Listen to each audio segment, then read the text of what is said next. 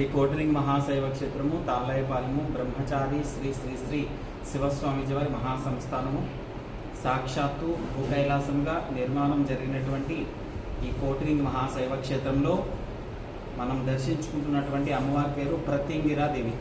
ప్రత్యంగిర అంటే ప్రతిపక్ష నాశని అని అర్థము. అపోజిట్ వర్గాన్ని లేకుండా చేసేటువంటి దేవత ఈ యొక్క ప్రత్యంగిర అమ్మవారు. ఈ అమ్మవారు ఈ శైవక్షేత్రంలో సంపూర్ణ విధానంతో ప్రతిష్ఠ గావింపబడి ఉంది. 64 త్రిశూల ప్రతిష్టలతో 12 రాశి సంకల్ప గంటలతో ప్రతి పౌర్ణమి రోజున చంద్రకిరణాలు ప్రసరించే విధంగా శ్రీచక్ర ప్రతిష్టతో ఉన్నటువంటి ఏకైక దేవాలయము ఈ శైవక్షేత్రంలో మనం దర్శించుకోవచ్చు. కార్యసిద్ధి కొరకు, నరఘోష నివారణకి, శత్రుబాధ నివారణకి ప్రధానంగా ఈ అమ్మవారిని ఆరాధిస్తూ ఉంటారు. ప్రతి అష్టమి, పౌర్ణమి, అమావాస్య తిథులందు చాలా విశేషంగా అర్చనలు, హోమాలు నిర్వహించబడుతుంటాయి.